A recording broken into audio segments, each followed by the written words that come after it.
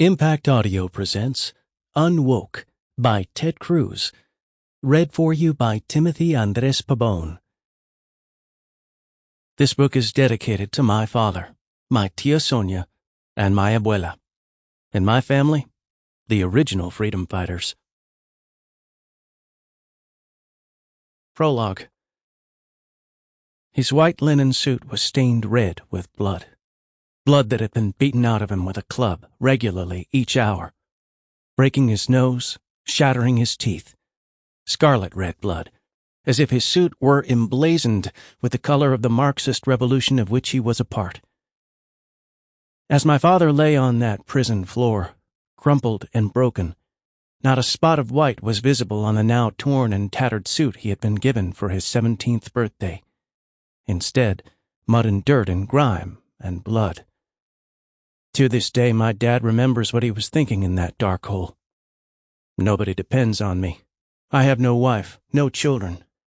It doesn't matter if I live or I die. 3 years earlier, when he was just 14, my father had made the fateful decision to join up with the revolution in his homeland of Cuba, to follow Fidel Castro. My dad was young and ignorant and naive. Rafael Bienvenido Cruz didn't know Castro was a communist. He didn't know the horrors that would befall the Cuban people at the hands of his new comrades. He just knew that the then dictator of Cuba, Fulgencio Batista, was corrupt and cruel and oppressive.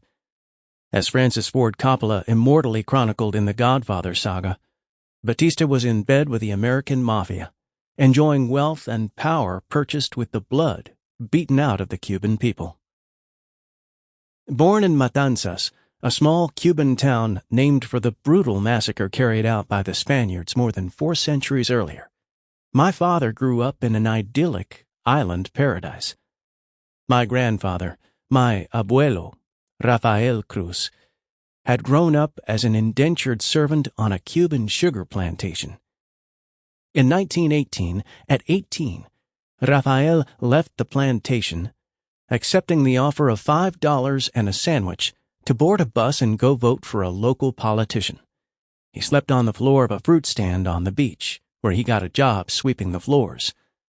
As the years passed, he became a salesman for RCA, the American company selling the new and miraculous inventions called televisions. Over time, he would become the top-producing RCA salesman in Cuba. He met a fetching girl, Laudelina, who was 11 years his junior. She was a 6th-grade teacher, beloved by her students for her compassion and meticulous care in teaching them each day. Together, their firstborn son was my father, who arrived in 1939. My dad was an excellent student, like his mother, with a natural gift for math. By the time he was 14, he had been elected to the student council and was a leader in his school. Years later, I too was on the student council, but we concerned ourselves with school dances and the food in the cafeteria. In Cuba, in the 1950s, the concerns of student council members were more fundamental: revolution. Fidel Castro, the charismatic revolutionary guerrilla, had been a student council leader at the University of Havana. The children who followed him were, as my dad puts it, 14 and 15-year-old boys who didn't know any better. Marxist revolutions have always begun with the children, young and idealistic and passionate, and oh so unaware of the vicious perils that await them. Teenagers can easily be swept up in the currents of revolution. My father joined up and began doing acts of sabotage, burning government buildings, throwing Molotov cocktails, whatever he could to undermine the oppressive regime. That's what had landed him in prison at 17. Batista's police had caught him, and they were extracting their brutal revenge. The next day, he was dragged into the office of a colonel who told him, "I'm letting you go, but if another bomb goes off, if another fire starts, I'm blaming you." "How can I be responsible for every bad thing that happens in the city?" my father asked. "I don't care," replied the commandant. "I'm holding you responsible."